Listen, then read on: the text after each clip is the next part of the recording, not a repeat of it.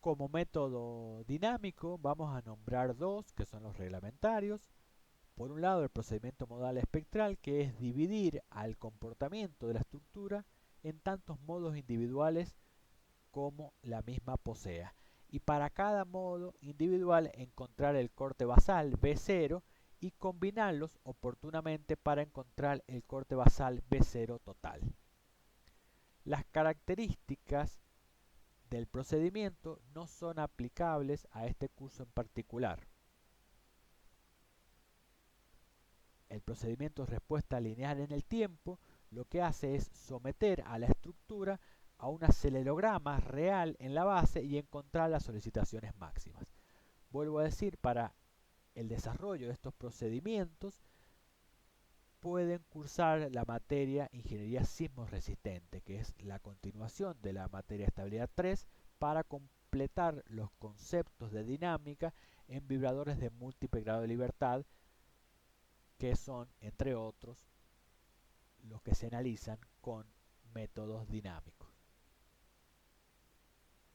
El capítulo 8 habla de análisis estructurales y fija como análisis típico el análisis elástico lineal, que es el que usamos nosotros para el diseño general.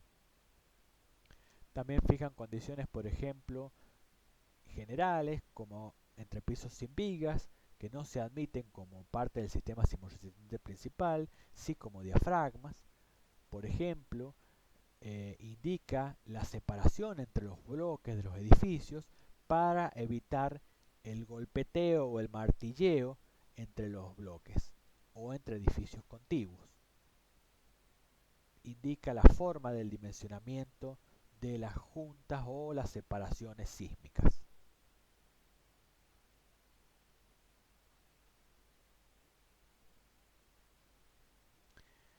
Respecto al capítulo 9, hay particularidades de diseño y construcción y una de las más importantes es el diseño de las fundaciones, que indica que la capacidad de carga de la fundación, que es phi por la resistencia nominal que la fundación es capaz de soportar, debe ser mayor o igual a la solicitación última. Este factor phi tiene dos formas de definición.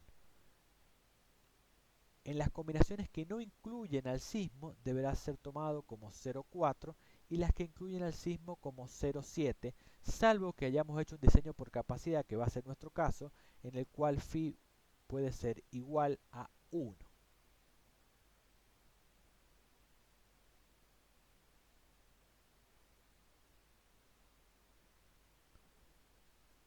Exige el arriostramiento de las fundaciones en los dos sentidos para todas las columnas y condiciones para el mantenimiento de las juntas y las cubrejuntas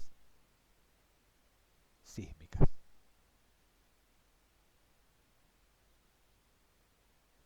El capítulo 10 habla de las partes de la construcción y de los componentes no estructurales. Y esto es para el diseño de una parte, justamente como lo dice el título, o de un componente específico. Por ejemplo, el tanque de reserva. Por ejemplo, los aparatos para sujetar el ciloyazo. Por ejemplo, los aparatos para sujetar un elemento colgante de peso importante en un nivel X de la estructura. ¿Cómo analizamos la acción sísmica en esa parte específica de la construcción, que no es el sistema sismoresistente global del edificio, sino que es una parte específica mediante este capítulo 10?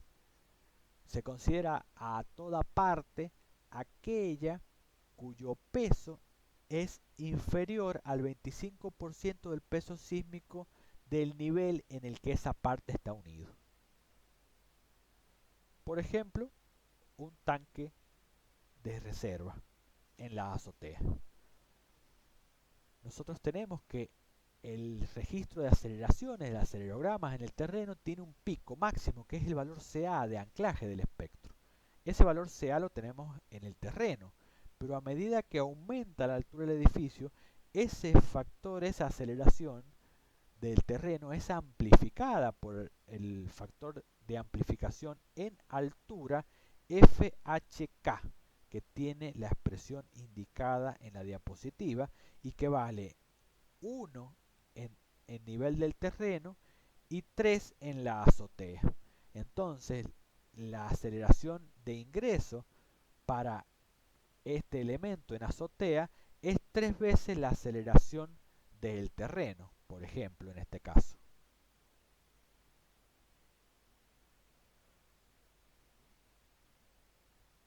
Entonces, la fuerza en esa parte de la construcción la vamos a determinar como un coeficiente sísmico de la parte, CPK, por el peso W de la parte.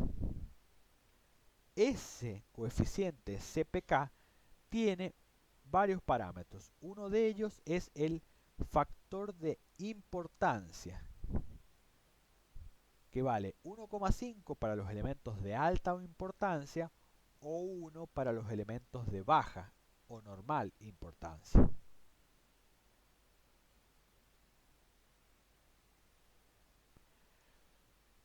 El factor CA es el factor de anclaje del espectro y el factor FH es el de amplificación en altura. AP y RP son la amplificación del movimiento dinámico propio de la parte y R es el factor de reducción por comportamiento no lineal de la parte. AP y RP están tabulados. Por ejemplo, para muros exteriores de mampostería, AP y RP son los valores indicados. Para, por ejemplo, un cartel adherido a la estructura, estos son los valores de AP y RP a utilizar. Por ejemplo, para ventanas y carpintería, para verificar específicamente la ventana o la carpintería, estos son los valores utilizados. Cuerpos emergentes en azotea, por ejemplo, los tanques de reserva, son los que se indican en la fila 9.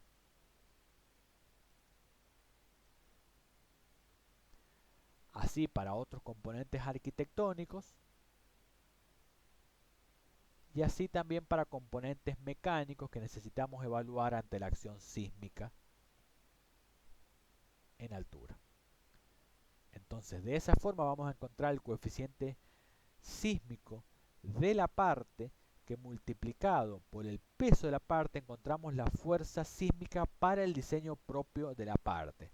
Por ejemplo, si se trata de un equipo mecánico, obviamente no vamos a diseñar el motor para que soporte esa acción sísmica, pero sí vamos a diseñar los soportes de ese motor hacia la estructura.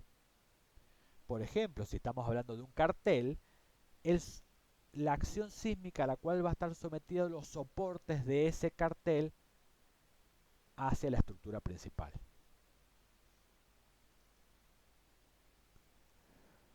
El capítulo 11 habla de las construcciones existentes, no nos vamos a explayar porque no es objetivo del curso, pero sí los introduzco en las definiciones de las obras porque es importante comprenderlas para poder aplicar lo que el reglamento indica.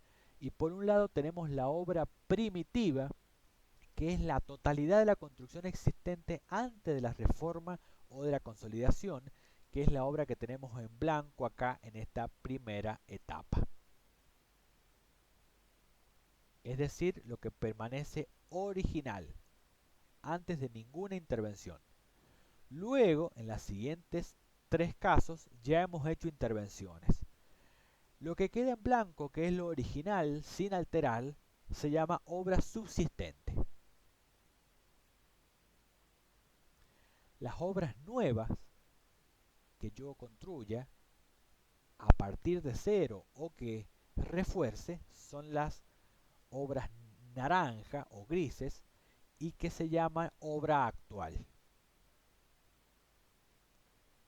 Y la obra nueva se llama al conjunto de final de la estructura, que incluye la obra actual y la obra subsistente. En función de esos términos y de algunas definiciones reglamentarias, van a clasificar la construcción en función de la importancia, en función de la calidad y en función de la capacidad. Para seguir este capítulo, recomiendo que utilicen las guías de forma de tablas que figuran en los comentarios del reglamento. De esta forma hemos hecho un breve pantallazo del reglamento Imprecision 103 parte